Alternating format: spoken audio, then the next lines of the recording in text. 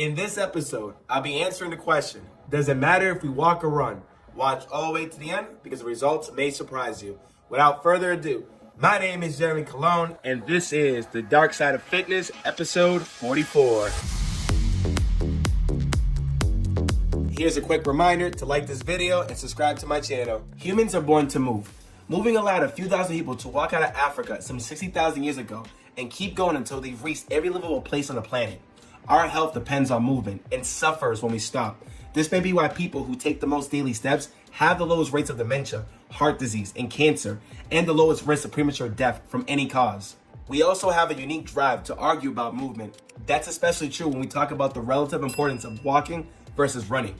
People love to debate this topic or hate to, but do it anyways. Of course, when we're talking about all the factors that contribute to overall health, there's really no way to know if it's better to walk 3 miles than run 3 miles, or vice versa. It's pretty hypothetical.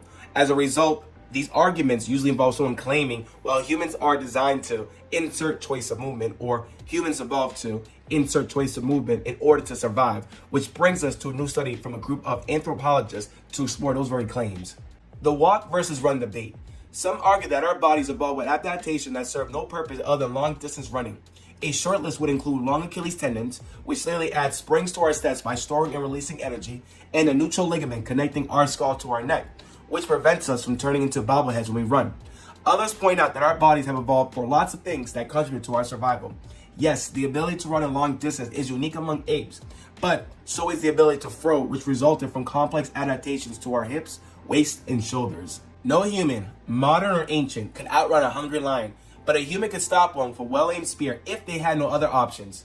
When hunting, the spear gave our hungry ancestors a chance to take down large game animals without getting within striking distance of their horns, teeth, or claws. But how did they get close enough to use the spear? Especially when most of the animals could easily outrun them over short distances. They used a practice called persistence hunting, pursuing an animal until they couldn't run any farther.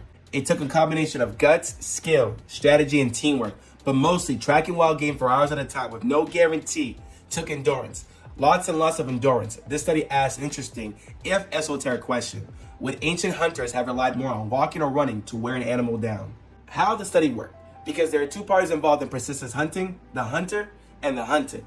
The researchers calculated how both humans and animals would be affected by an hours-long chase. They focused on two physiological variables, core body temperature, water loss through preservation. Then they simulated over 50,000 hunts using different combinations of these factors. For body size, their models included 3 different sizes of ungulates, 100, 250, and 500 kilograms. Their model hunter was 178 centimeters and 76.7 kilograms for speed of pursuit. For the hunter, they calculated 3 different walking speeds, 6 running speeds, and 2 combinations of walking and running. The slower walk-run combination was based on documented paces used by hunter-gatherers on a persistence hunt. The faster combination was a theoretical hunting pace that would force the prey to gallop and exhaust itself faster. For environmental conditions, the simulations modeled 9 different air temperatures, 7 relative humidities, and 9 starting times from 8 a.m. to 4 p.m. What the study found, the authors began with the hypothesis that walking would be a more successful strategy for long-distance hunting compared to running. That's because depending on the temperature and humidity, running would elevate the hunter's body temperature to unsustainable levels and rapidly dehydrate them. But that's not what the simulations found.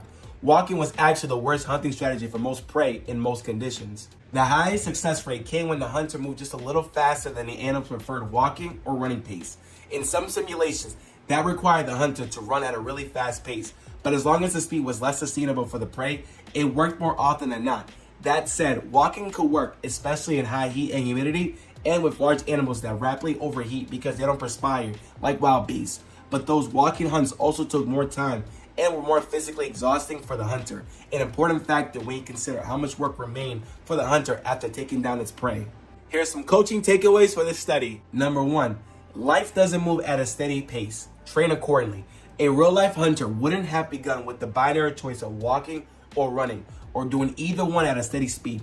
The first challenge was finding something to hunt. That meant finding fresh tracks and following them wherever they led. More often than not, the trail would have taken them across a variety of terrains with any number of obstacles, each of which they would have navigated at whatever pace made sense. Sometimes they had to move as fast as possible, but at other times they had to stop altogether to study tracks or calculate their next move. They would have also stopped to rest when their prey stopped. Thus, the best fitness strategy and the one most aligned with our bodies evolved to do would incorporate a range of speeds and a variety of challenges. Number 2, get loaded. Prehistoric food didn't carry itself back home. The bigger the prey, the more there was for the successful hunter to transport. For most of us, the closest equivalent would be carrying bags of groceries from the SUV to the kitchen. But think of all the evolutionary adaptation that go into a seemingly simple domestic task. We bend and twist as with objects of different shapes and weights. We carry them up and down stairs and over around obstacles. A good workout program designed to enhance or optimize quality of life should incorporate similar movements, lifting and carrying, pushing and pulling, bending and straightening. In the process, you'll challenge and develop your balance, grip strength, and core stability, all of which are important for maintaining health and independence as you move through the modern world. I want to say thank you so much for taking the time to watch this video. As always, please like, subscribe, share this with anybody who could benefit from this, and until then, see you in the next one. Take care.